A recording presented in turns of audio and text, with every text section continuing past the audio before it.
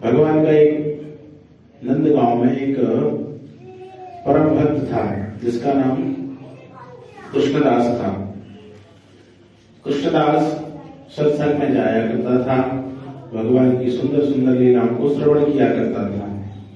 एक बार एक संत जी के मुख से उसने श्रवण किया कि भगवान के लिए कोई भी नियम ली जाए, जैसे भगवान की चरण सेवा करेंगे, भगवान को स्नान कराकर सेवा करेंगे, भगवान को भोग निवेदन करके सेवा करेंगे, भगवान के लिए भजन करेंगे। जो भी सेवा ली जाए 12 वर्ष तक निरंतर चलती रहे, उसमें एक दिन का भी नागा नहीं होना चाहिए।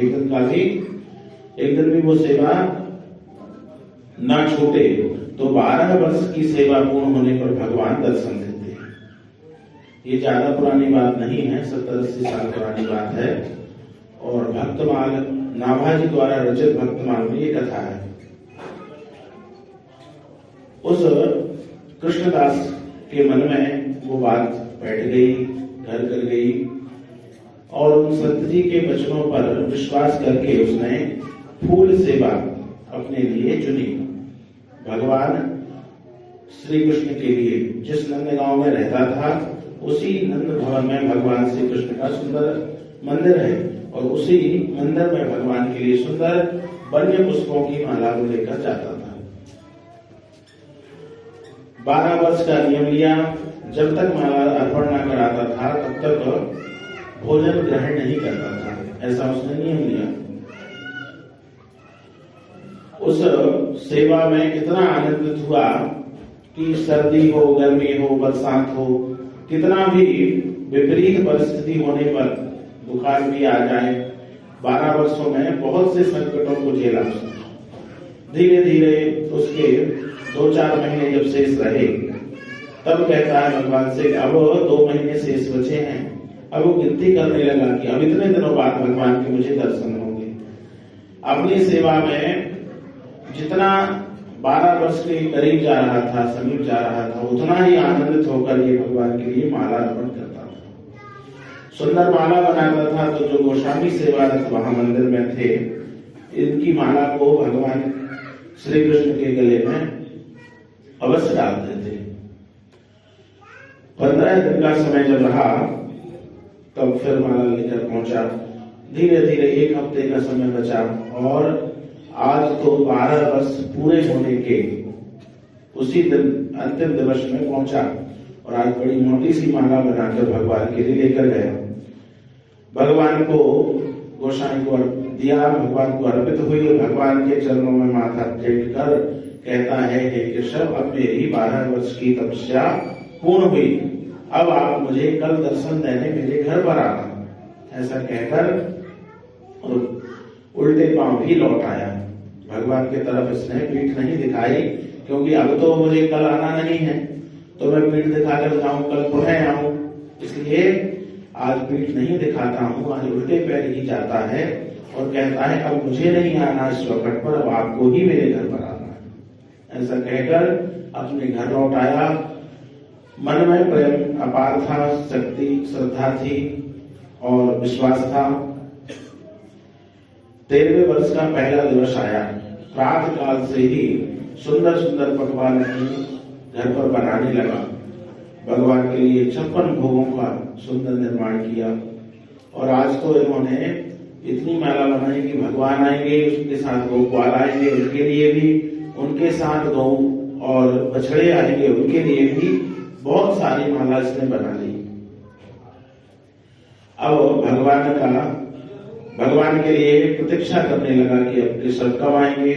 प्रातः काल भगवान नहीं आए, तो सोचा कि बाल भोग आदि करके भगवान अवश्य आएंगे। बाल भोग का समय 9 बजे का निकल गया, तो विचार किया कि भगवान दोपहर के राजभोग के बाद जरूर आएंगे, ऐसा मन में विश्वास था। अपने घर के आंगन में तेज धूप होने के कारण उसमें गुलाब जल छिड़क कर आता था कि भगवान कहीं आएंगे तो उनके पैर ना जल जाए मेरे आंगन में। तो बार बार धूप निकलती थी। दोपहर के समय उनमें जल और गुलाब जल से मिश्रित जल को छिड़काव करता था। दोपहर का समय भी निकल गया। तो अब विचार किया कि चलो भगवान गौचारण के लिए गए होंगे, तो शाम के समय जब भगवान आएंगे तो गौचारण के बाद लौटते हुए विचार किया होगा कि गौचारण के लिए तो जाना ही है, तो इससे मिलकर भी चलेंगे, ऐसा भगवान ने विचार किया। शाम के समय भी भगवान 5 बजे तक नहीं आए। अब तो मन में बड़ी वेदना होने लगी कि भगवान के लिए संत जी के वचनों पर विश्वास करके 12 वर्ष का मैंने नियम लिया, लेकिन भगवान अभी भी नहीं आए। भगवान का वचन आज मिथ्या होने वाला है। शाम के समय सूर्य अस्त होने लगा। सूर्यास्त के समय अब तो विचार कर लिया कि अब इस नंद गांव में एक दिन भी और शेष नहीं रहूंगा। मैंने जिनके लिए इतनी सब 12 वर्षों की तपस्या की, इतना सब तैयार करके मैं बैठा हूं, एक झलक देने के लिए आ जाएंगे तो उनका क्या चला जाएगा। ये सब जितना भी वेद पुराणों में लिखा है, जो संत लोग कहते हैं, जो भक्त लोग कहते हैं, सब मिथ्या है। मुझे दर्शन भगवान देने नहीं आए। अब क्या विचार करता है, क्या प्राण त्याग दूं? बोले नहीं, प्राण त्यागने से तो पाप लगता है, प्राण त्यागने में महापाप लगता है। गुरु हत्या करने के बराबर स्वयं के प्राण लेने का भी प्रायश्चित करना पड़ता है। ब्रह्म हत्या के समान स्वयं की हत्या करने का पाप लगता है, तो प्राण तो नहीं त्यागूंगा। अब मन में विचार आया क्या करूं, तो कहा कि देखो, मैंने सुन रखा है कि राधा रानी जो बरसाने वाली हैं, उनका तो भगवान श्री कृष्ण स्वयं दास हैं। तो अब मैं शिकायत लेकर, भाई मेरा केस जो है भगवान सुनवाई नहीं कर रहे हैं, तो अब इस केस को लेकर दूसरे वकील को तो पकड़ना पड़ेगा। तो राधा रानी से जाकर शिकायत करूंगा कि तुम्हारे कन्हैया को समझा लेना, 12 वर्षों की तपस्या से भी वो नहीं आया। तो अब मैं जितना भी सामान था, भोग वगैरह और जो सुंदर सुंदर मालाएं बनाई थी, सबको लेकर गाड़ी बैल में लाद कर, और जो है एक व्यक्ति से कहा कि तुम आगे आगे चलो, पीछे पीछे गाड़ी की ये चलता है। जैसे ही नंद भवन की सीमा छोड़ने ही वाला था, उसी समय एक बहुत बड़ा गायों का झुंड अपनी ओर आते देखा तो घबरा गया।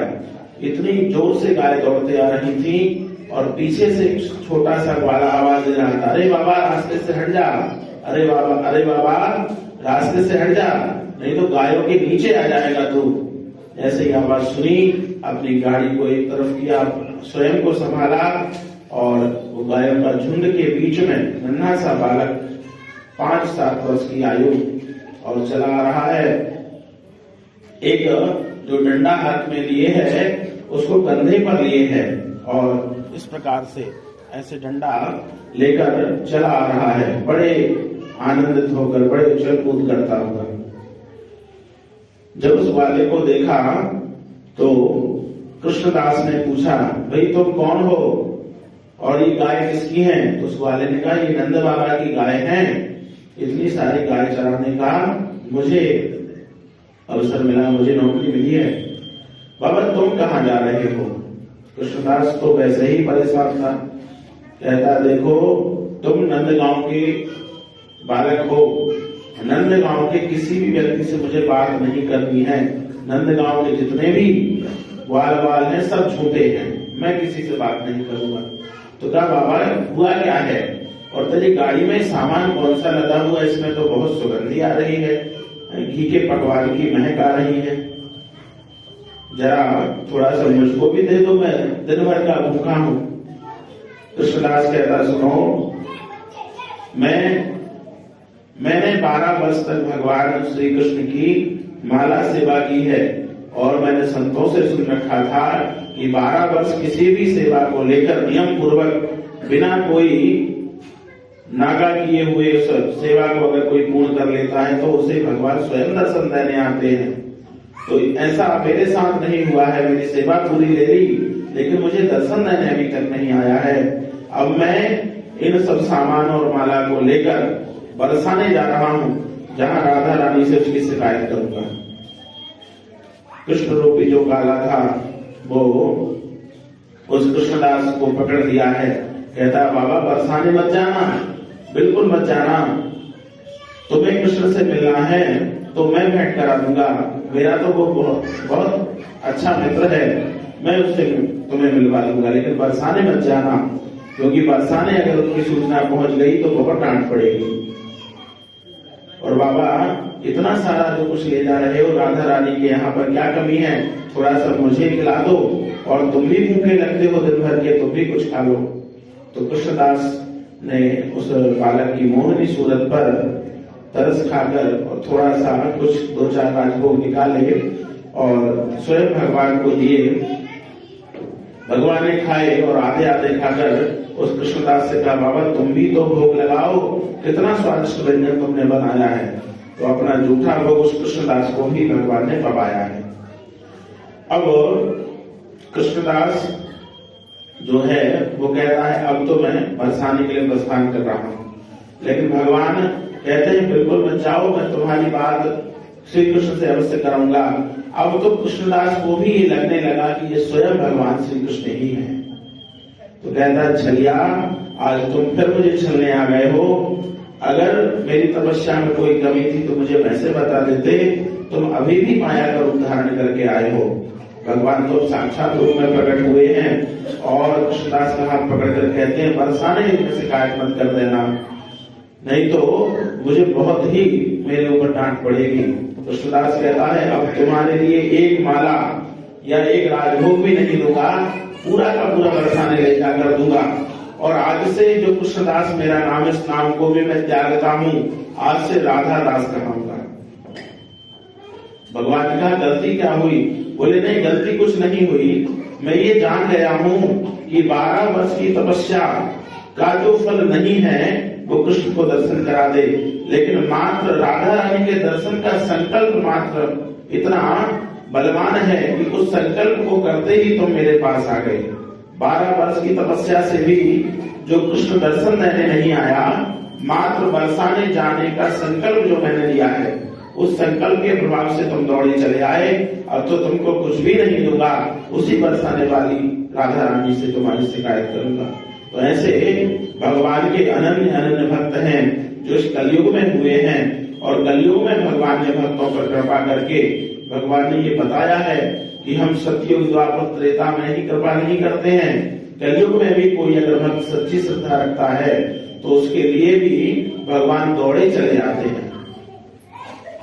भगवान का वचन कि जो यथा मां प्रपद्यन्ते तांस तथैव भजाम्यहम्, जो मुझे जिस भाव से भजता है मैं उसको उसी भाव से भजता हूँ और उसको दर्शन देता हूँ। ऐसा लेकिन मन में श्रद्धा अवश्य होनी चाहिए। भाई पत्रम पुष्पम फलम तोयम यो में भक्त्या प्रयच्छति, लेकिन सबसे मुख्य बात क्या है? पत्र दो, पुष्प दो, अथवा कुछ भी ना हो तो जल भी अर्पित करो, लेकिन मन में भाव सच्चा होना चाहिए। भाव का भूखा हूं मैं, भाव ही बस सार है, भाव से मुझको भजो तो भव से बेड़ा पार है, ये भगवान का वचन है। भाव में देता मुझे जो, कुछ भी मैं लेता नहीं, और भाव से एक फूल दोगे तो मुझे स्वीकार है।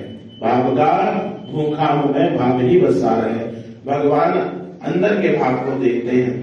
आप कितने बड़े विद्वान हैं, कितने बड़े धनवान हैं, कितने बड़े आप भगवान के सेवक क्यों ना हो, भगवान के अष्टयाम सेवा करने वाले के मन में भी अगर भगवान के प्रति वात्सल्य भाव, प्रेम भाव, कृपा भाव, भक्ति भाव नहीं है तो वह पूरा परिश्रम ही है। भगवान को तो भाव ही प्रधान रहता है। इसलिए भाव से अगर आपने भगवान के सम्मुख एक बूंद अश्रु भी आपने अगर भगवान के लिए बहा दिया तो वो भगवान की प्रसन्नता के लिए भगवान को अपार समुद्र के समान माना जाता है। इसलिए भगवान भाव देखते हैं, और भाव अगर मन में है तो भगवान कभी भी प्रकट हो सकते हैं। सतयुग द्वापर त्रेता की बात छोड़ें, कलयुग में भी भगवान भक्तों को मिले हैं। श्री राधा बिहारी सरकार की जय।